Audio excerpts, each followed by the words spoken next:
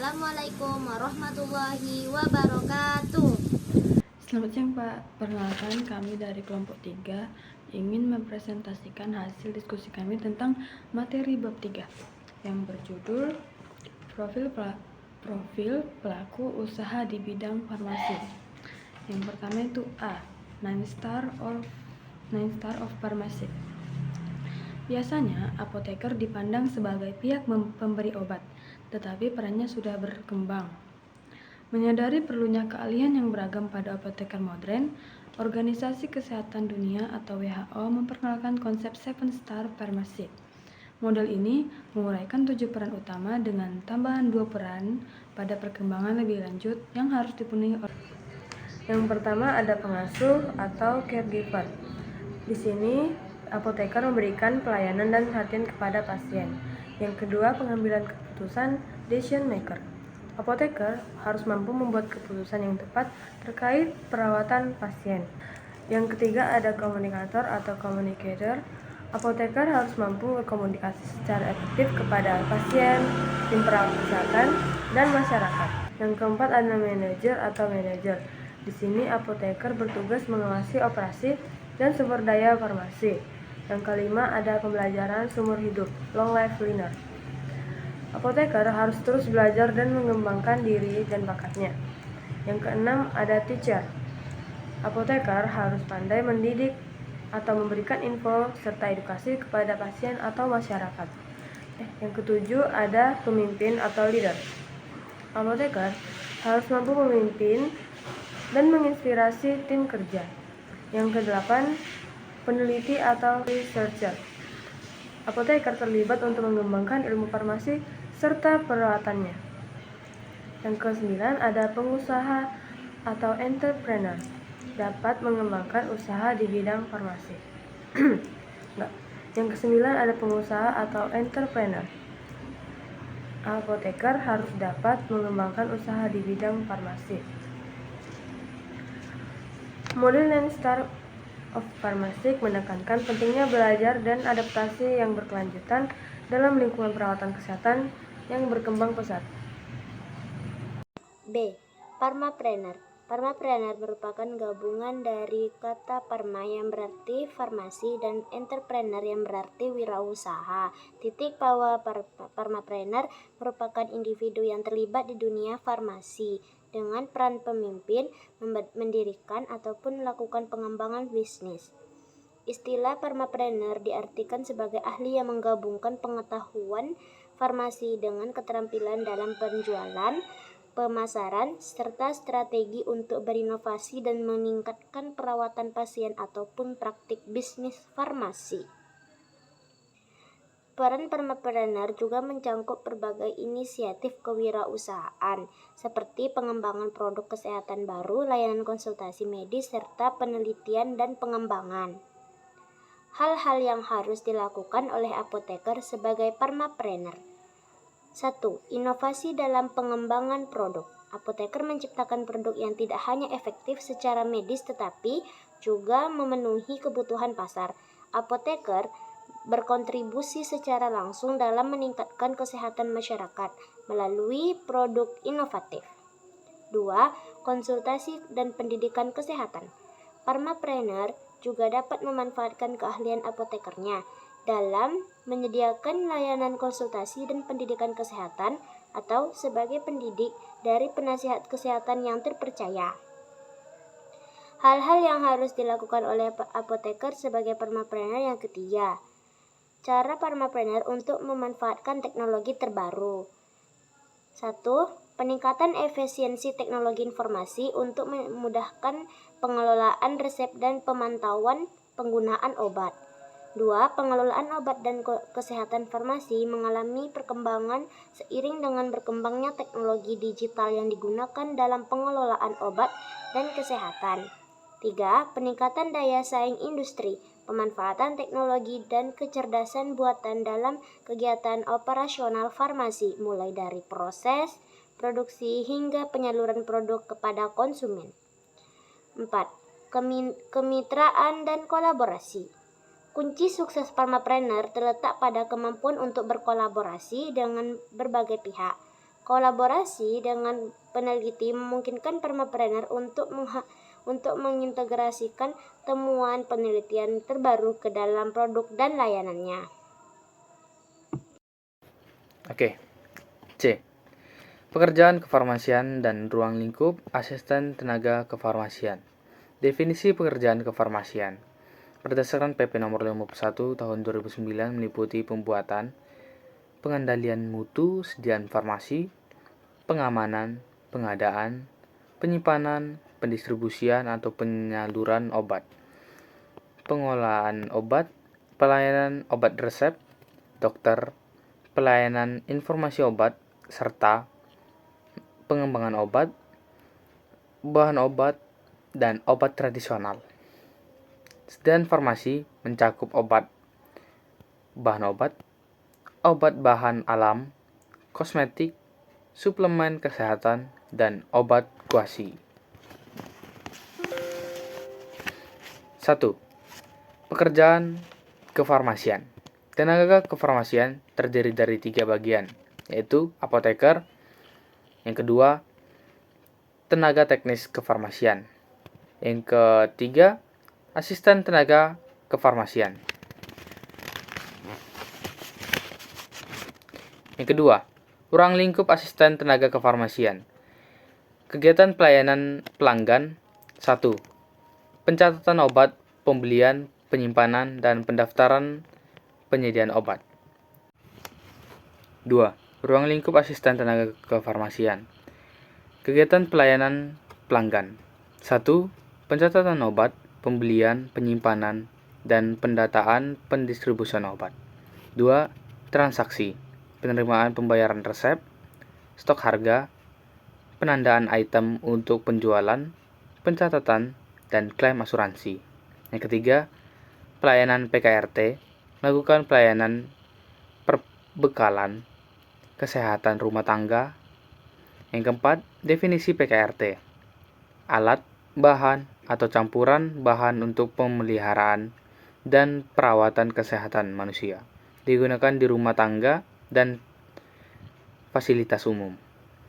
Contoh PKRT: antiseptik luka, hand sanitizer, sabun cuci piring, pelembut pakaian, obat nyamuk, cairan pembersih lantai. 5. Pengarsipan resep. Melakukan pengarsipan resep sesuai data dan ketentuan yang berlaku. 6. Pemeriksaan kesesuaian pesanan. Melakukan pemeriksaan kesesuaian pesanan sediaan farmasi dan perbekalan kesehatan. Yang ketujuh, pendistribusian floor stock. Melakukan pendistribusian sediaan farmasi dan perbekalan kesehatan untuk keperluan floor stock. Sistem pendistribusian lengkap di ruangan. Sebagai penanggung jawab di berbagai bidang QA, QC, produksi, registrasi, dan ER dan DS. QA memastikan mutu atau quality assurance. Perannya memastikan setiap produk memenuhi standar kualitas sesuai tujuan menggunakan dan regulasi yang berlaku. Peran dan tanggung jawab QA menjamin kepatuhan proses produksi terhadap standar untuk memastikan bahwa semua prosedur digunakan dalam produksi sesuai dengan standar yang dikeluarkan oleh perusahaan dan peraturan pemerintah. 2. Memastikan kualitas produk untuk memastikan bahwa setiap produk yang dihasilkan telah sesuai dengan spesifikasi yang ditentukan dan sesuai telah untuk penggunaannya. 3. Menjamin kualitas produk untuk memastikan bahwa produk yang didistribusikan telah memenuhi standar kualitasnya. Tugas yang dilaksanakan QA buat manufacturing practice GMP training bertujuan memberikan pelatih CPOPB kepada karyawan, bertujuan memberikan kegiatan GMP training bermanfaat untuk meningkatkan kesadaran dan kompetensi karyawan dalam mempertahankan kualitas produk. Menyusun produk quality review atau Annual Product Quality Review. Manfaatnya untuk mengidentifikasi tren, potensi, masalah, dan cara untuk meningkatkan kualitas produk.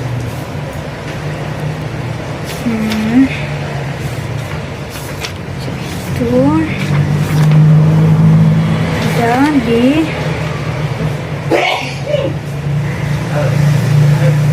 tiga, melakukan koordinasi pelaksanaan audit, yaitu A.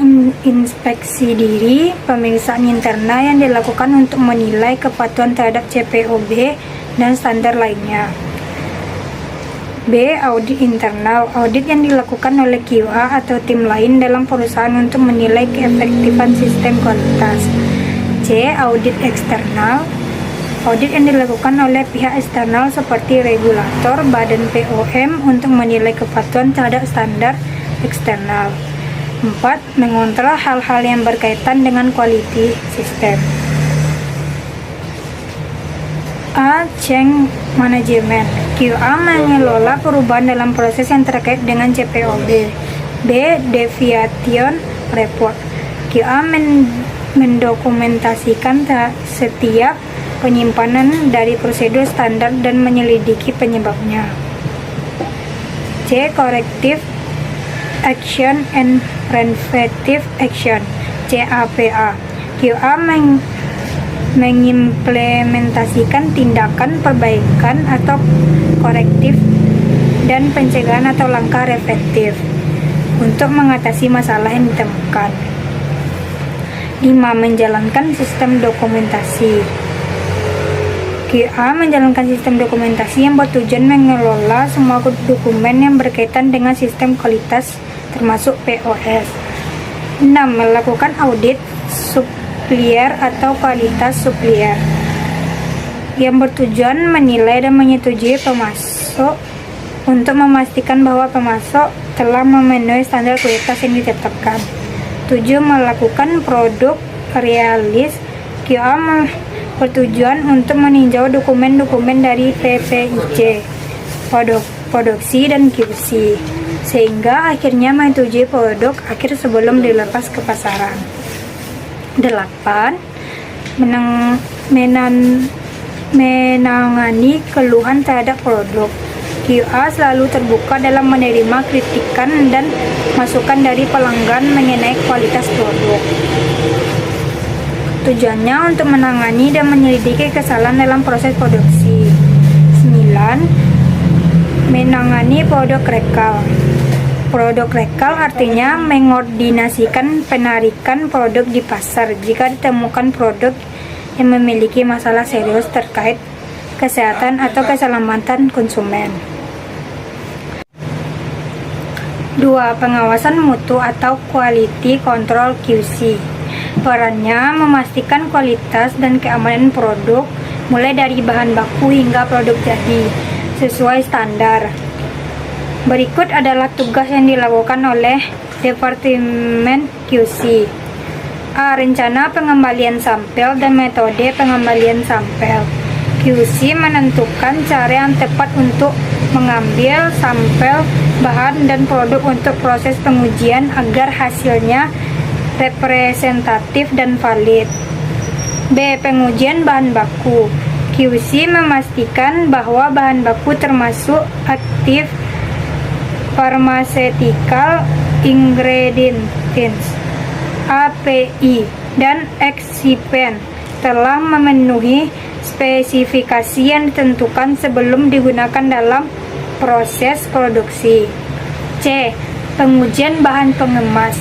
QC memastikan bahwa bahan pengemas sesuai dengan standar kualitas dan spesifikasi untuk menjaga keamanan dan integritas suatu produk. D. Pengujian produk jadi. QC memastikan bahwa produk jadi telah memenuhi semua spesifikasi kualitas sebelum dilepaskan ke pasaran. E. Pengendalian selama proses atau in-process control (IPC).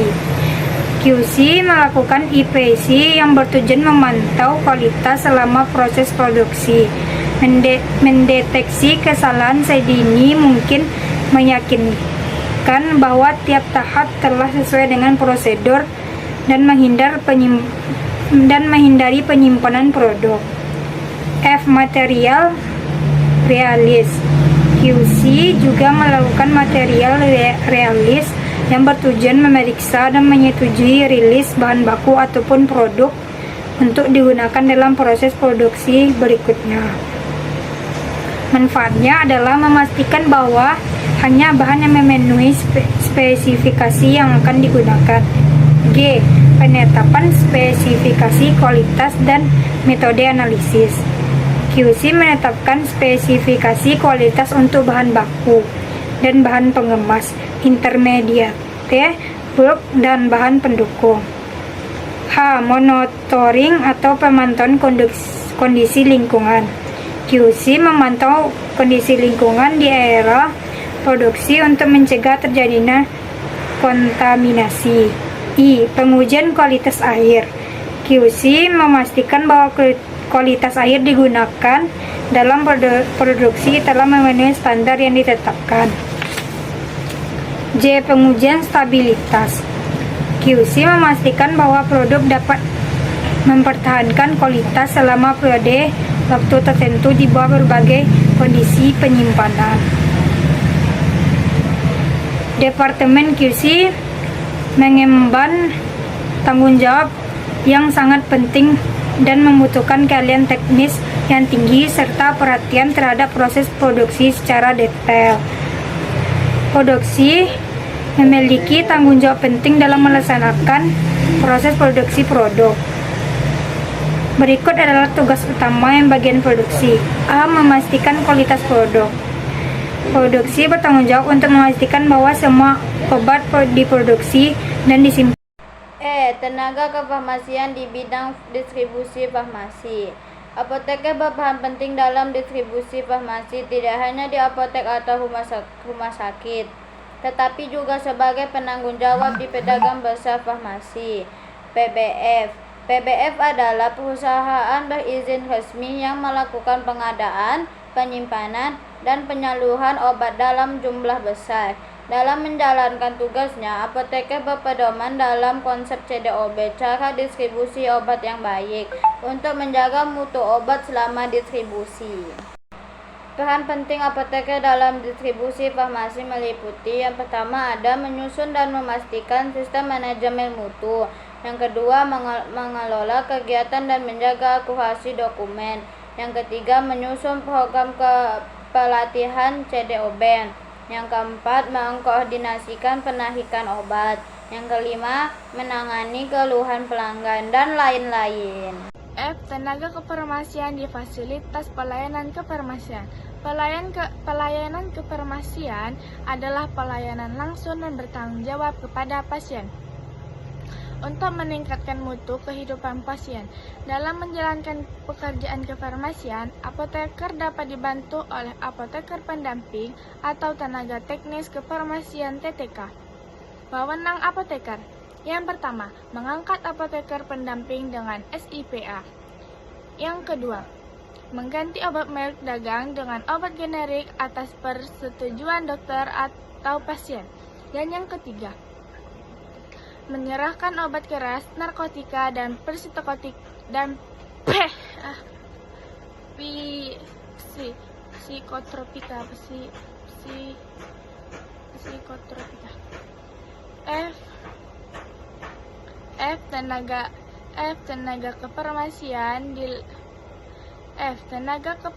kefarmasian di fasilitas pelayanan kefarmasian.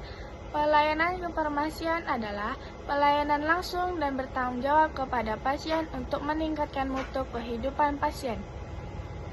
Dalam menjalankan pekerjaan kefarmasian, apoteker dapat dibantu oleh apoteker pendamping atau tenaga teknis kefarmasian TTK. Wewenang apoteker. Yang pertama, mengangkat apoteker pendamping dengan SIPA, juga bisa disebut SIPA. Dan yang kedua, mengganti obat merek dagang dengan obat generik atas persetujuan dokter atau pasien. Dan yang ketiga, menyerahkan obat keras, narkotika, dan psikotropika sesuai resep dokter dan persetujuan perundang-undangan. Fasilitas pelayanan kefarmasian yang pertama, apotek. Yang kedua, instalasi farmasi rumah sakit atau IFRS. Dan yang ketiga, puskesmas. Yang keempat, klinik. Yang kelima, obat. Dan yang keenam, praktik bersama. Sekian, terima kasih.